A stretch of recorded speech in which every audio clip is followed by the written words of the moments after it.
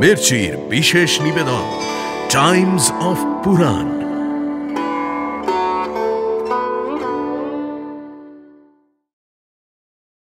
আমি আজ একাই সমস্ত পাণ্ডব সৈন্য বিনাশ করব। পাণ্ডবদের ত্রাসের কারণ হব আমি। আমি একাই ধৃতরাষ্ট্রের কুল ধ্বংস করে দিয়ে মহারাজ যুধিষ্ঠিরকে রাজসিংহাসনে বসাবো। সর্বশক্তি নিয়োগ করে যুদ্ধ করব। কোনো মোহ কিংবা শঙ্কা আমাকে যুদ্ধ থেকে নিবৃত্ত করতে পারবে না। কেশব, ভয়কে জয় করে যুদ্ধ করুন, জয় আমাদের হবেই।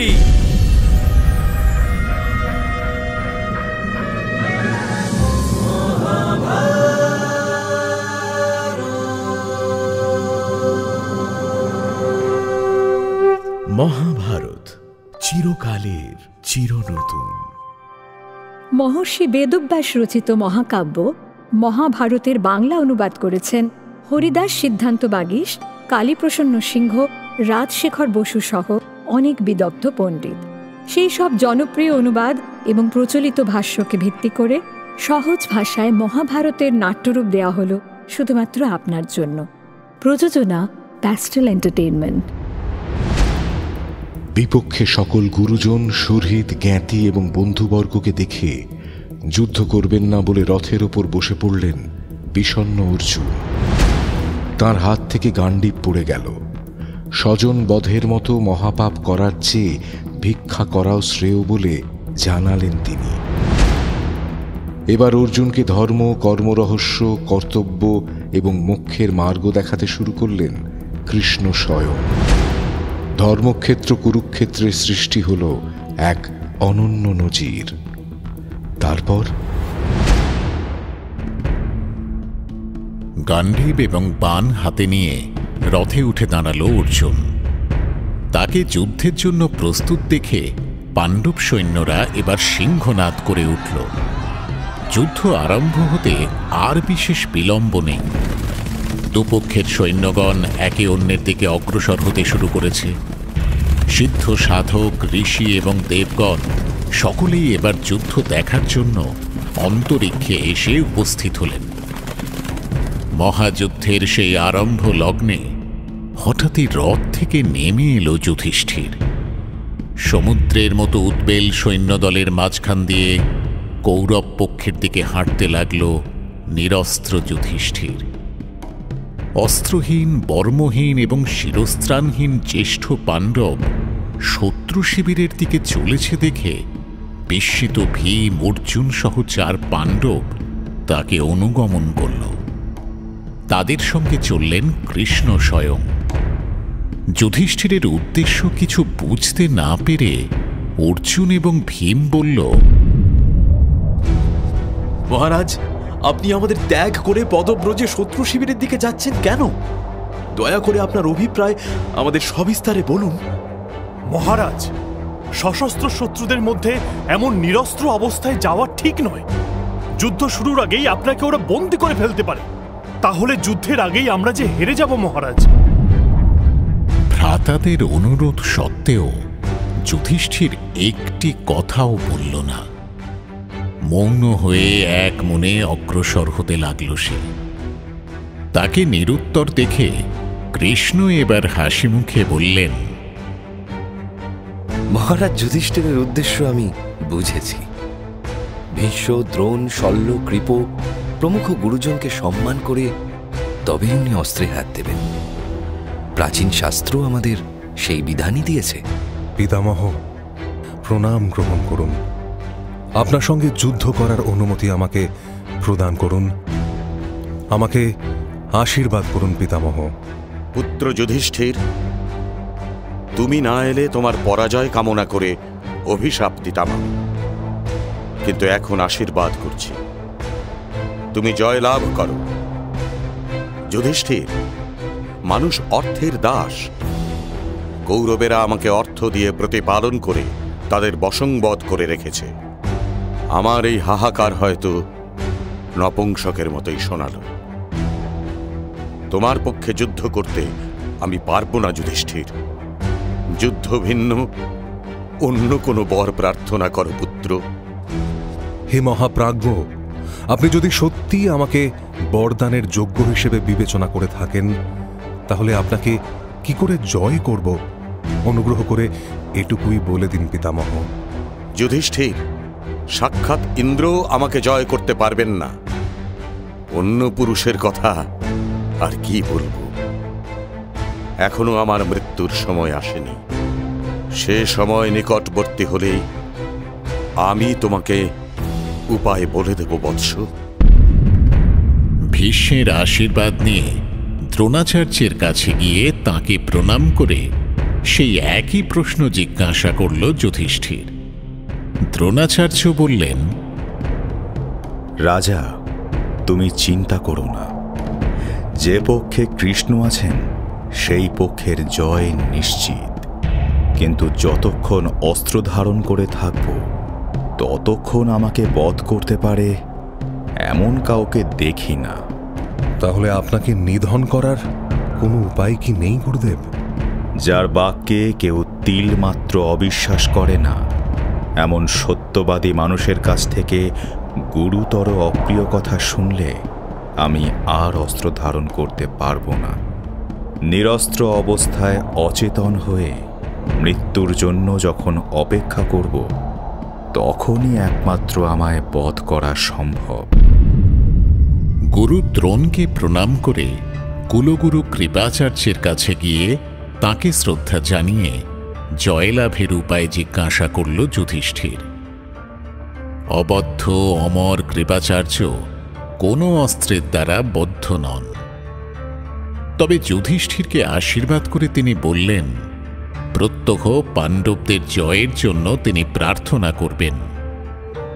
এইবার মাতুল শল্যের কাছে গিয়ে তাকে প্রণাম করে কর্ণ সংক্রান্ত যে প্রতিশ্রুতি তার ছিল সে কথা আরও একবার স্মরণ করিয়ে দিল যুধিষ্ঠির।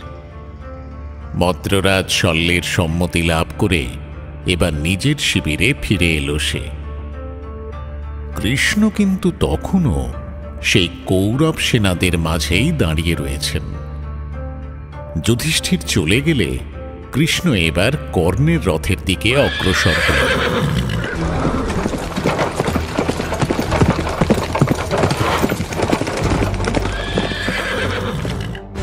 মহাবীর কর্ণ, শুনলাম যতদিন ভীষ্ম জীবিত আছেন আপনি নাকি যুদ্ধ করবেন না বলে ঘোষণা করেছেন।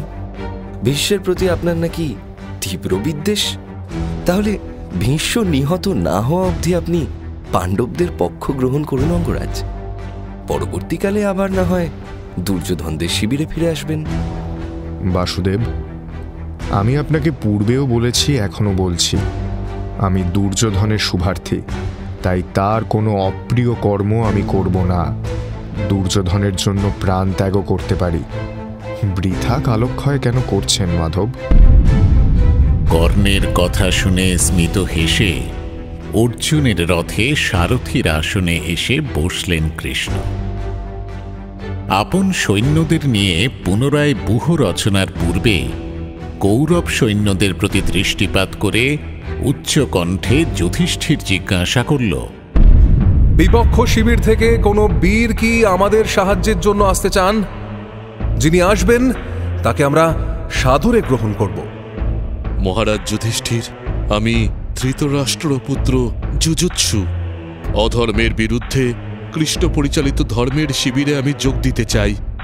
আপনি যদি আমাকে গ্রহণ করেন তাহলে আমি এই পাপী ধৃতরাষ্ট্রগণের সঙ্গে যুদ্ধ করব। এসো যুযুৎসু, এসো।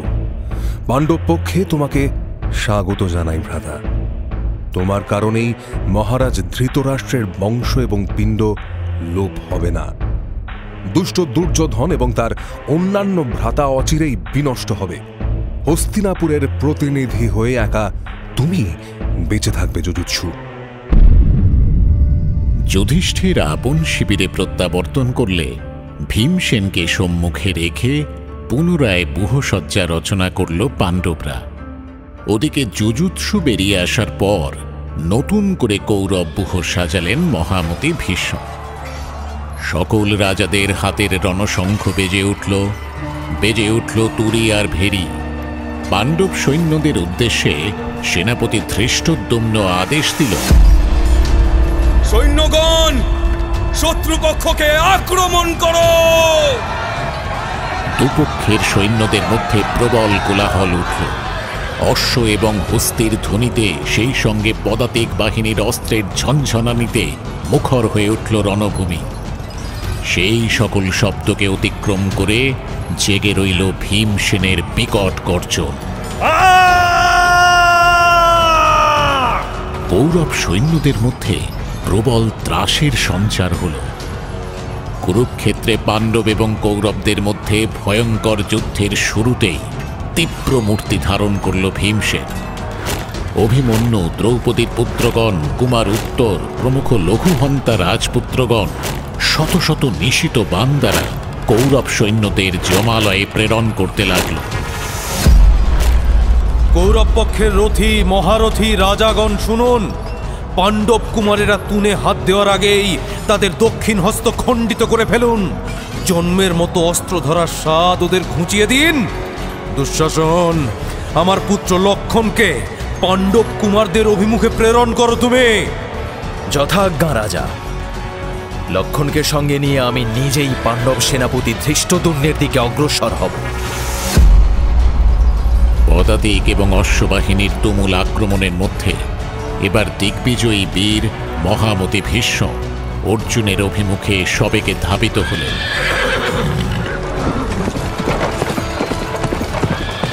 অর্জুনের রথকেও এবার ভীষ্মের অভিমুখে চালিত করলেন কৃষ্ণ।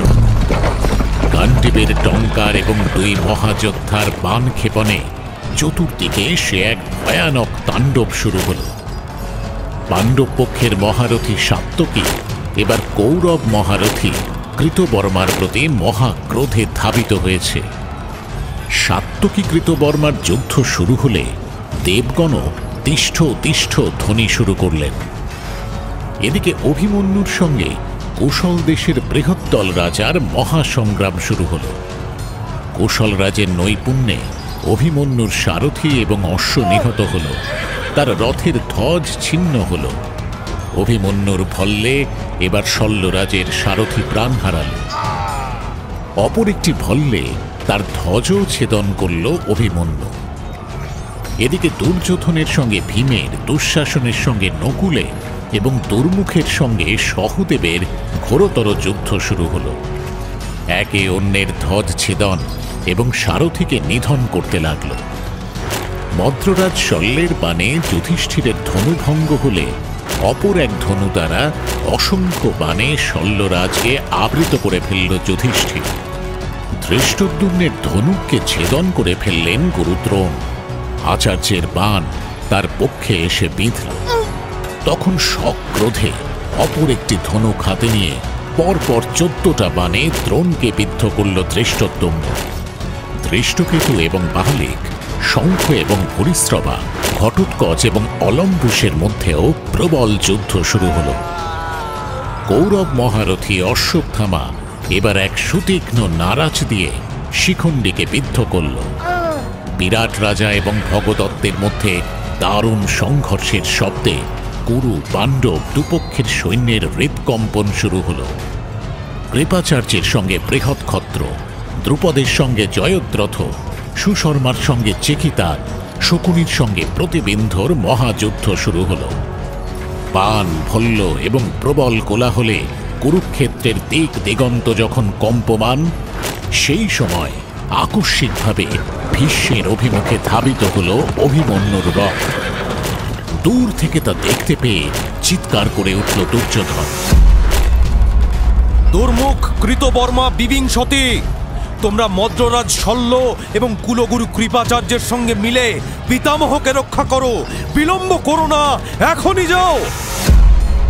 সাবধান হন পিতামহ ভীষ্ম, আপনার অস্ত্র, ধ্বজ, সারথীর নিপাত ঘটাবো আমি, আপনাকে অস্ত্রহীন করব।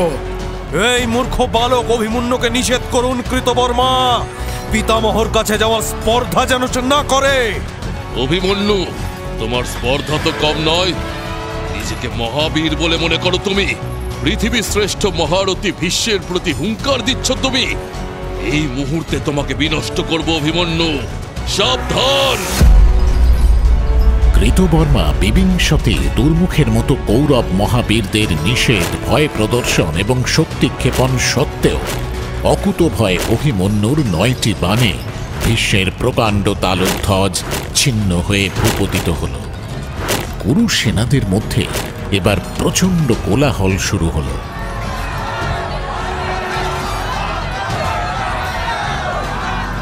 আপন ধ্বজ ভূপতিত দেখে অভিমন্যুর প্রতি এবার বহুতর অস্ত্র প্রয়োগ করতে শুরু করলেন ভীষ্ম। অস্ত্রের প্রাবল্যে অভিমন্যুকে আচ্ছাদিত করে ফেললেন তিনি। অর্জুন পুত্রের পরাক্রম দেখে এবার তাকে রক্ষা করতে এগিয়ে এলো সপুত্র বিরাট, ধৃষ্টদ্যুম্ন, ভীমসেন এবং সাত্যকী। ভীষ্মের সঙ্গে ভীমসেনের এবার প্রবল যুদ্ধ শুরু হল। ভীষ্মের বাণে ভীমের রথের ধ্বজ ভূপতিত হল। ভীষ্মকে উদ্দেশ্য করে হাতে শূল তুলে নিল ভীমসেন। ভীষ্মের সুরক্ষায় এবার অগ্রসর হল মদ্ররাজ শল্য। এক প্রকাণ্ড হস্তির পিঠে চড়ে শল্যকে রোধ করতে অগ্রসর হল বিরাট পুত্র উত্তর। শল্য রাজার উত্তরোত্তর অস্ত্র প্রয়োগ সত্ত্বেও উত্তরের সেই প্রকাণ্ড হস্তি এবার মদ্ররাজের রথের অশ্ব এবং সারথিকে বিনষ্ট করল। সেই অশ্বহীন রথে দাঁড়িয়ে সর্প সদৃশ এক ভয়ানক শক্তি নিক্ষেপ করল মদ্ররাজ শল্য। বায়ুবেগে সেই অস্ত্র এসে উত্তরের বর্ম ভেদ করে তাকে বিদ্ধ করল। হস্তিপৃষ্ঠ থেকে অচেতন হয়ে ভূমিতে পড়ল উত্তর। সেখানেই তার মৃত্যু ঘটল। আপন রথ থেকে লম্ফ দিয়ে নেমে মদ্ররাজ সেই মহাহস্তের শুণ্ড ছেদন করল। অস্ত্রবিদ্ধ ছিন্ন শুণ্ড মহাহস্তীয় প্রাণহীন উত্তরের সঙ্গেই ক্ষত্রিয় লোকে গমন করল। বিরাট রাজার কনিষ্ঠ পুত্র উত্তরের মৃত্যু সংবাদ নিয়ে এলো বিরাট নগরের এক সৈন্য। আপন ভ্রাতার বীরগতি প্রাপ্ত হওয়ার সংবাদ শুনে ক্রোধে অগ্নিবর্ণ হয়ে উঠল বিরাট নগরের সেনাপতি রাজকুমার শ্বেত। মদ্ররাজ শল্য উত্তরকে নিধন করেছে। মদ্ররাজ শল্য, আমি এখনই তাকে সমুচিত দণ্ড দেব। সারথি, মদ্ররাজের কাছে আমার রথ নিয়ে চলো। মহারাজ শল্য, সাবধান! আমি রাজকুমার শ্বেত, আমার ভ্রাতা উত্তরের মৃত্যুর প্রতিশোধ নেব আমি। সাহস থাকে তো আমার সঙ্গে যুদ্ধ করুন।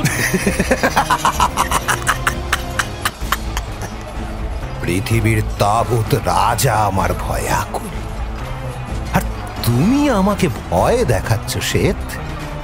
আমাকে, শল্যকে? এসো, যুদ্ধ করো রাজকুমার।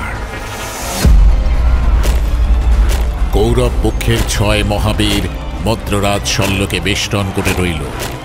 সেই বেষ্টনের মধ্যভাগ থেকে শ্বেতের প্রতি অবিরত স্বরবর্ষণ করতে লাগলো মদ্ররাজ শল্য। কিন্তু অকুতভয় শ্বেতকে কিছুতেই থামানো গেল না। প্রবল বিক্রমে কৌরব সেনা ধ্বংস করতে লাগলো রাজকুমার শ্বেত। শ্বেতকে থামানোর কোনো উপায় না দেখে মহামতি ভীষ্ম স্বয়ং তাকে নিবারণ করতে এলেন। ভীষ্মের বাণে শ্বেতের অশ্ব এবং সারথি নিহত হলে একখানা ভল্ল হাতে রথ থেকে লাফিয়ে নামল শ্বেত। ভীষ্মের প্রতি শক্তি অস্ত্র ছুঁড়ে মারল সে। ভীষ্মের বাণে সেই অস্ত্র কাটা পড়ল। শ্বেতের ভয়ানক বাণে এবার ভীষ্মের ধ্বজ এবং ধনুকও খণ্ড হয়ে গেল। পাণ্ডবদের মধ্যে প্রবল শঙ্খনাদ শুরু হল। কিন্তু শ্বেত আরো ভয়ঙ্কর হয়ে ওঠার আগে নিজের অন্য এক ধনুকে মন্ত্রপুত বাণ যোজনা করলেন ভীষ্ম। সেই বাণ এবার বর্ম ভেদ করে শ্বেতের বক্ষস্থল বিদীর্ণ করল। ভ্রাতা উত্তরের মতোই ভূমিতে নিপাতিত হল বিরাট পুত্র মহাযোদ্ধা শ্বেত। শ্বেতের মৃত্যুর পর কৌরব পক্ষের বিজয় উল্লাস শুরু হল। সেই রাত্রিতে দুঃখে এবং অনুশোচনায় কাতর যুধিষ্ঠির কৃষ্ণের কাছে গিয়ে বলল, দেখছো তো কেশব, আগুন যেমন বনাঞ্চল গ্রাস করে নেয়, একা ভীষ্ম সেভাবেই আমাদের সৈন্যকুলকে গ্রাস করে চলেছেন। ভীষ্মের কাছে অসংখ্য দিব্য বাণ আছে, শক্তি অস্ত্র আছে। আমাদের মিত্র এবং নিরপরাধ সৈন্যদের প্রতি সেই সকল অস্ত্রের প্রয়োগ করছেন ভীষ্ম। তার হাত থেকে কারো নিস্তার মিলবে না মাধব। আমার জন্য, শুধুমাত্র আমার জন্য গোটা রণভূমিটা শ্মশান হয়ে যাবে। না না মাধব, আমি কিছুতেই মেনে নিতে পারবো না। আমি বরং তপবনে বাস করব, ভিক্ষান্নে জীবন ধারণ করব, সেও ভালো। তবু এভাবে লোকক্ষয় হতে দেব না কেশব। এ আপনি কি বলছেন মহারাজ? কেশব, পাণ্ডবদের পরম ভরসা, অগতির গতি, শত্রুদের সাক্ষাৎ ত্রাস সেই সব্যসাচী অর্জুন আমার ভ্রাতা এখনো অবধি যুদ্ধে উদাসীন হয়ে আছে। মহাক্রুদ্ধ ক্ষত্রিয়র মতো রণাঙ্গনে বিচরণ করছে একা ভীম। গদাঘাতে শত্রু সৈন্য এবং রথ বিনষ্ট করে চলেছে সে। কিন্তু এভাবে শত বছরেও কৌরব কুলকে সংহার করতে পারবে না সে। এই অবস্থায় আমাদের সৈন্য এবং মিত্ররা নিরাপদ নয় কেশব। এই অবস্থায় আমি যুদ্ধ চাই না মাধব। পিতামহ ভীষ্মের এই ধ্বংসলীলা বন্ধ হোক, যুদ্ধ বন্ধ হোক কেশব, বন্ধ হোক। শোক করবেন না মহারাজ, শান্ত হন। আমি নিজে, মহারথী দ্রুপদ, মহারাজ বিরাট, আমরা সকলেই আপনার শুভার্থী। তাদের অগণন সৈন্য শুধু আপনার জন্যই যুদ্ধ করছে। ভীষ্ম অবদ্ধ নন মহারাজ। আমি শুনেছি যে শিখণ্ডীর হাতে তিনি নিহত হবেন। আমাদের সেনাপতি ধৃষ্টদ্যুম্ন যে কোনো কৌরব মহারথী অপেক্ষা শ্রেষ্ঠ বীর। সুতরাং যুদ্ধ বন্ধের কোনো প্রশ্নই নেই মহারাজ। মহারাজ যুধিষ্ঠির, এই যুদ্ধে আমি আচার্য দ্রোণকে সংহার করব। কৌরবদের শোকের কারণ হয়ে দাঁড়াবো আমি। এবার ক্রোঞ্চারণ ব্যূহ রচনা করে কৌরবদের আক্রমণ করব। ভীষ্মের মতোই কুরু সৈন্য ধ্বংস করতে শুরু করব আমি। আপনি নিশ্চিন্ত হন মহারাজ। অর্জুনকে সম্মুখে রেখে ক্রৌঞ্চারণ ব্যূহ রচনা করল ধৃষ্টদ্যুম্ন। বিশ্বকর্মা নির্মিত অর্জুনের রথের রত্নখচিত ধ্বজখানি যেন সূর্যলোক অবধি প্রসারিত হল। ব্যূহের সম্মুখে সশস্ত্র অর্জুনকে দেখে কুরু সৈন্যদের মধ্যে এবার আতঙ্কের সঞ্চার হল। তাদের মনের ভাব অনুধাবন করে দুর্যোধন বলল, হে বীর সৈন্যগণ, আপনারা সকলেই অত্যন্ত পরাক্রমী যোদ্ধা। যুদ্ধের কৌশল সম্পর্কে সকলেই অভিজ্ঞ। জগৎ প্রসিদ্ধ মহারথীরা আপনাদের নেতৃত্ব দিচ্ছেন। সুতরাং ভয়কে জয় করে যুদ্ধ করুন। মহারথী ভীষ্ম যে সেনার দায়িত্বে রয়েছেন, স্বয়ং দেবরাজও সেই সেনাদের হারাতে পারবেন না। কুরু সেনারা সংখ্যায় সমুদ্রের মতো বিশাল, পাণ্ডব সেনাদের সংখ্যা আমাদের চেয়ে অনেক কম। জয় আমাদের হবেই। পিতামহ, আজ অর্জুনের সমস্ত প্রতাপ আপনি খণ্ডন করুন। অর্জুন যেন কুরু সেনাদের ক্ষয় করতে না পারে। পাণ্ডব সৈন্যদের নাশ করতে থাকুন আপনি। অর্জুন তাহলে সেখানেই ব্যস্ত থাকবে। এই দেখো দুর্যোধন, আমি আজ একাই সমস্ত পাণ্ডব সৈন্য বিনাশ করব। পাণ্ডবদের ত্রাসের কারণ হব আমি। প্রবল বিক্রমে পাণ্ডব সৈন্যদের প্রতি বাণ এবং অন্যান্য শক্তি প্রয়োগ করতে শুরু করলেন মহামতি ভীষ্ম। ভীষ্মের তাণ্ডবে পাণ্ডব শিবির ছিন্ন ভিন্ন হতে শুরু করল। সৈন্যদের মধ্যে ত্রাহি ত্রাহি রব উঠল। পাণ্ডব সৈন্যরা প্রাণ বাঁচানোর আশায় রণাঙ্গন ত্যাগ করে পালিয়ে যেতে শুরু করল। কি সৈন্যরা যদি এভাবে পালিয়ে যায় তাহলে যুদ্ধ করবে কে? কেশব, আমার রথটা একবার পিতামহ ভীষ্মের অভিমুখে নিয়ে চলুন। তাকে নিবারণ না করলে রণাঙ্গন একেবারে শূন্য হয়ে যাবে। যে আপন সৈন্যদের রক্ষা করার জন্য ভীষ্মকে আমি বধ করব। ভয়ঙ্কর সংগ্রামের জন্য প্রস্তুত হও অর্জুন। তোমার রথ আমি ভীষ্মের অভিমুখেই নিয়ে যাচ্ছি।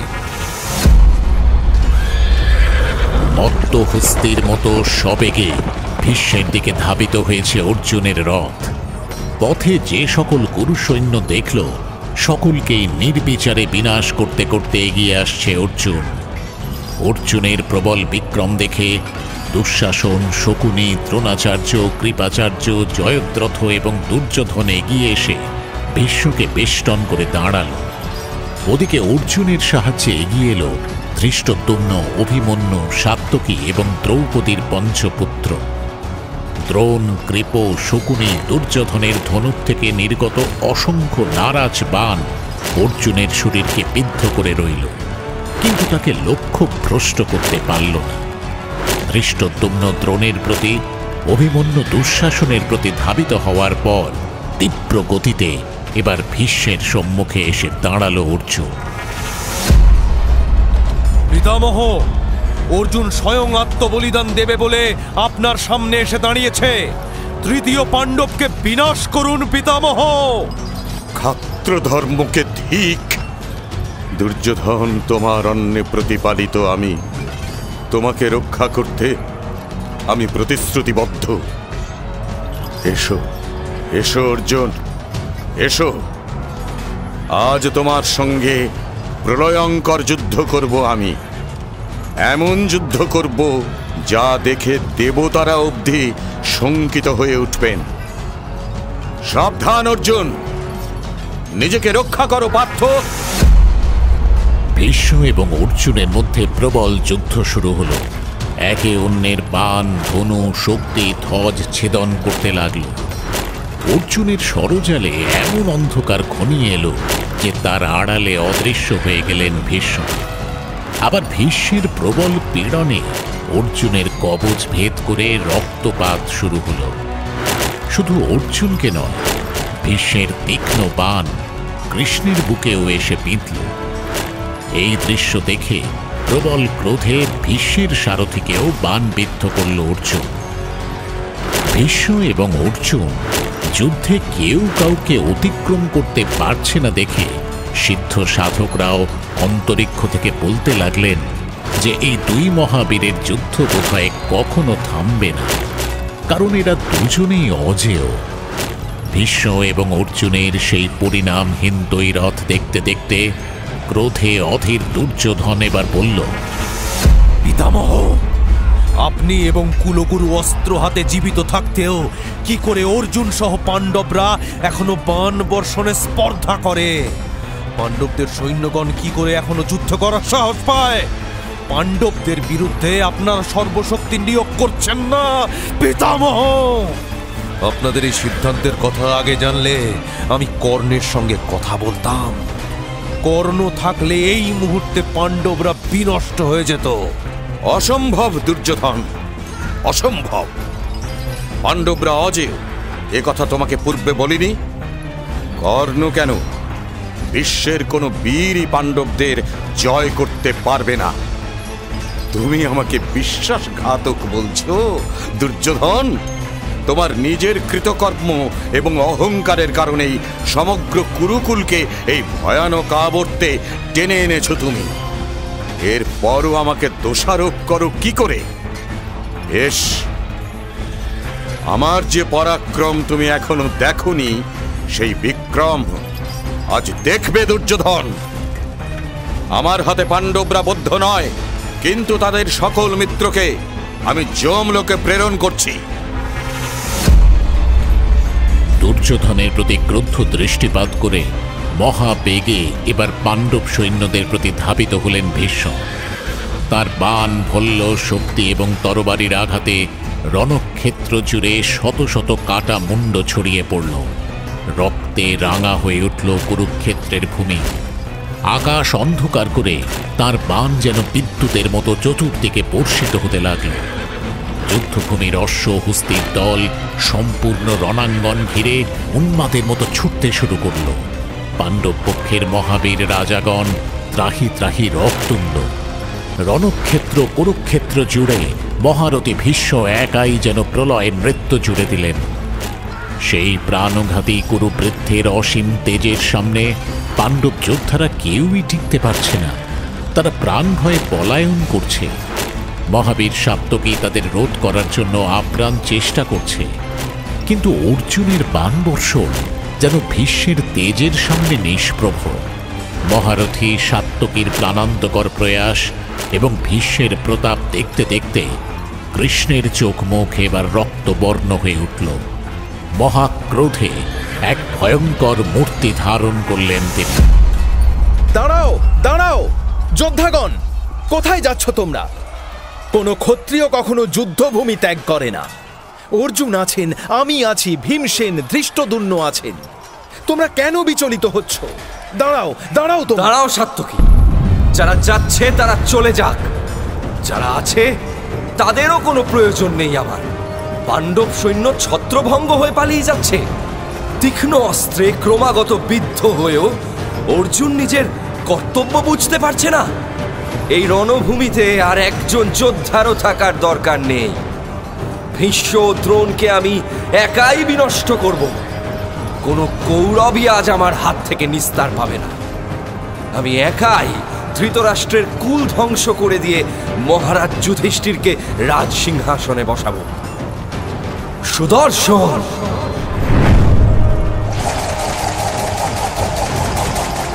কৃষ্ণের শরীর ক্রমশ স্ফীত হয়ে উঠতে লাগল। স্মরণ মাত্রই তার হাতে এসে উপস্থিত হল সুদর্শন চক্র। মহাবেগে ঘূর্ণায়মান সুদর্শনকে আপন অঙ্গুলিতে ধারণ করে রথ থেকে লাফ দিয়ে নেমে এলেন কৃষ্ণ। গর্জন করতে করতে বিধ্বংসী অগ্নিগোলকের মতো এবার ভীষ্মের অভিমুখে ছুটে চললেন তিনি। তার পীতবর্ণ উত্তরীয়খানি বিদ্যুতের মতো প্রতিভাত হতে লাগল। বধ করব, আজ আমি সকলকে বধ করব, কেউ রক্ষা পাবে না। চক্রধারী কৃষ্ণ স্বয়ং তাকে বিনাশ করতে আসছেন দেখে আপন ধনুকটিকে এবার নত করলেন ভীষ্ম। বাণ, ভল্ল, খড়গ একে একে সকল অস্ত্রই তিনি নামিয়ে রাখলেন। শান্ত হয়ে দাঁড়ালেন ভীষ্ম। ধীর কণ্ঠে বললেন, হে দেবেশ, জগন নিবাস, চক্রপাণি, মুকুন্দ মুরারি, আসুন, আসুন মহাতেজ, আসুন। আপনাকে প্রণাম করি। সর্বভয় হরণ, বিপদ হরণ মধুসূদন, আপনি আমাকে রথ থেকে ভূপতিত করুন। আপনার হাতে নিহত হলে ইহলোক এবং পরলোকে আমি শ্রেয় লাভ করতে পারব। আপনি যে আমাকে নিধন করতে আসছেন, এতেই আমার গৌরব এবং সম্মান শতগুণে বিকশিত হয়েছে কেশব। আসুন, আসুন প্রভু, আসুন, আমি প্রস্তুত। মুহূর্তের মধ্যে যে ঘটনা ঘটে গেল তার জন্য আদৌ প্রস্তুত ছিল না অর্জুন। মোহমুগ্ধ হতবুদ্ধি অবস্থা তাকে গ্রাস করেছিল এতক্ষণ। এবার সে চমকিত হয়ে উঠল। রথ থেকে লাফিয়ে নেমে প্রবল শক্তিতে কৃষ্ণের দুই বাহু ধরে তাকে নিরস্ত করতে গেল সে। কিন্তু প্রবল বায়ু যেমন পৃথিবীর সমস্ত ধূলিকণা উড়িয়ে নিয়ে যায়, ঠিক সেভাবেই সেই মহাশক্তির গতির সামনে মহাবীর অর্জুন নিতান্তই অসহায় হয়ে পড়ল। এবার ভূমিতে পতিত হয়ে কৃষ্ণের চরণ ধরে তাকে নিবৃত্ত করার চেষ্টা করল সব্যসাচী। হে কেশব, হে মধুসূদন, হে কৃষ্ণ, আপনি পাণ্ডবদের গতি, আপনি পাণ্ডবদের শক্তি। আপনার কাছে প্রার্থনা করছি, ক্রোধ সংবরণ করুন মাধব। এই যুদ্ধে আপনি অস্ত্র ধারণ করবেন না বলে প্রতিজ্ঞাবদ্ধ হয়ে আছেন। আপনার প্রতিজ্ঞা আপনি ভঙ্গ করবেন না প্রভু। আমি পুত্র এবং ভ্রাতাদের নামে শপথ করে বলছি, আপনি যে আদেশ আমাকে করেছেন সেই আদেশের পালন করব। আমি সর্বশক্তি নিয়োগ করে যুদ্ধ করব। কোনো মোহ কিংবা শঙ্কা আমাকে যুদ্ধ থেকে নিবৃত্ত করতে পারবে না কেশব। আপনি ফিরে আসুন প্রভু, ফিরে আসুন। তাই হোক অর্জুন, অস্ত্র ধারণ করো, যুদ্ধ শুরু হোক। পার্থ সারথী কৃষ্ণ এবার পার্থর রথের রশি হাতে নিলেন। বিদ্যুৎ বেগে ছুটল অর্জুনের রথ। একের পর এক প্রাণঘাতী অস্ত্র প্রয়োগ করতে শুরু করল অর্জুন। কোন সৈন্যদের মধ্যে হাহাকার পড়ে গেল। মাংস, মজ্জা এবং রক্তের স্রোত বয়ে গেল কুরুক্ষেত্রে। অশ্বত্থামা, শল্য এবং কৃপাচার্য এই তিন মহারথী মিলেও অর্জুনকে নিবৃত্ত করতে পারল না। ধৃষ্টদ্যুম্নর হাতে অশ্বত্থামার রথের 4টি অশ্বই নিহত হল। মদ্ররাজ শল্যর রথে আরোহণ করে তীব্র বাণ বর্ষণ শুরু করল অশ্বত্থামা। যুধিষ্ঠিরের আদেশে ধৃষ্টদ্যুম্নকে রক্ষা করতে এবার এলো ভীমসেন স্বয়ং। প্রকাণ্ড মূর্তি ভীমসেনের প্রবল গর্জনে কৌরব পক্ষের মহাহস্তিগুলি ভীষণ আর্তনাদ শুরু করে দিল। একদিকে অর্জুনের মহেন্দ্র অস্ত্রের মার, অপরদিকে ভীমসেনের গদার প্রহার। এই তীব্র দ্বিমুখী আক্রমণে কৌরব সেনারা ছত্রভঙ্গ হয়ে পড়ল। রণাঙ্গনে সে এক মহা কলরব উঠল। কুরু সেনারা প্রাণ ভয়ে যে যেদিকে পারল ছুটতে শুরু করল। কুরুক্ষেত্রের বধ্যভূমিতে যেন আতঙ্কের প্রহর ঘনিয়ে এলো। আপন সৈন্যদের এই দুঃসহনীয় অবস্থা দেখে এবার দুর্যোধন গর্জন করে উঠল। কলিঙ্গরাজ শতায়ু, আপনি শীঘ্র গিয়ে ভীমসেনকে নিবারণ করুন, বধ করুন ওকে, না হলে আমাদের সকল সেনাকে ভীম আজ একাই ধ্বংস করে ফেলবে। আপনি আশঙ্কা করবেন না মহারাজ দুর্যোধন, আমার এক অক্ষৌহিনী সৈন্য নিয়ে এখনই ভীমসেনকে পরাস্ত করব আমি। সৈন্যগণ, আক্রমণ! ভীমকে ঘিরে আছে সাত্ত্বকী, ধৃষ্টদ্যুম্ন এবং অভিমন্যু। সেই মহাবীরেদের বলয়ে সুরক্ষিত হয়ে বায়ুবেগে রথ চালাচ্ছে সারথি। দুর্ধর্ষ গতির সঙ্গে যুক্ত হয়েছে দুর্দমনীয় ক্রোধ। সাক্ষাৎ কালান্তক যমের মতো কৌরবদের মিত্র এবং সেনাগণকে বিনাশ করতে করতে অগ্রসর হচ্ছে ভীমসেন। কলিঙ্গরাজ শ্রতায়ু, তার পুত্রগণ এবং সমুদ্রের মতো সুবিশাল কলিঙ্গ সেনার বাহিনীর মিলিত আক্রমণেও ভীমের গতি রোধ করা গেল না। তরবারি, খড়গ, গদা এবং ধনুর্বাণে অপ্রতিরোধ্য ভীমসেন মহানের ধৃষ্টদ্যুম্ন এবং ভয়ঙ্কর অর্জুনের মিলিত আক্রমণে সপুত্র কলিঙ্গরাজের প্রাণহীন দেহ ভূপতিত হল। কলিঙ্গ সেনাদের নিথর দেহ থেকে কুরুক্ষেত্র রণাঙ্গনে রক্ত গঙ্গা প্রবাহিত হল। কোথাও কাটা হাত, কোথাও ছিন্ন মুন্ড, কোথাও কোষমুক্ত তরবারি, কোথাও বা ছিন্ন ভিন্ন দেহ ছড়িয়ে পড়ল। মানুষ এবং পশুদের মৃত শরীরের স্তূপের মধ্যেখানে বিজয়ীর গর্বে প্রলয় নৃত্য শুরু করল ভীমসেন। পাণ্ডব সৈন্যদের হুঙ্কার এবং মহাবল ভীমের গর্জনে কৌরব শিবিরে অন্ধকার নেমে এল।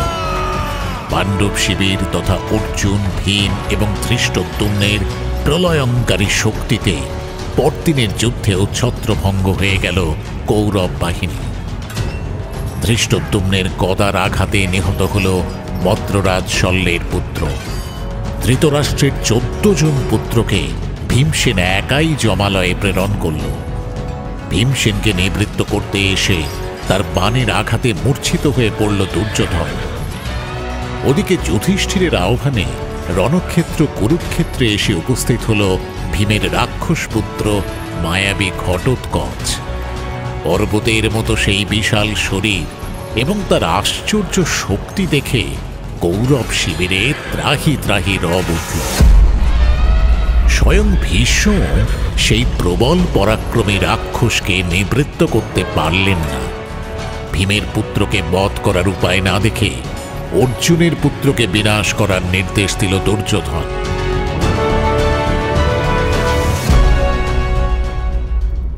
ভীষ্মের সঙ্গে যুদ্ধ করতে এলেন শিখণ্ডী।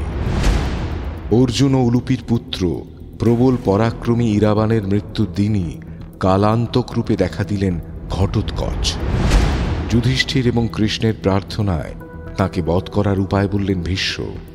তারপর সেই কাহিনী নিয়েই ফিরে আসছি আগামী পর্বে।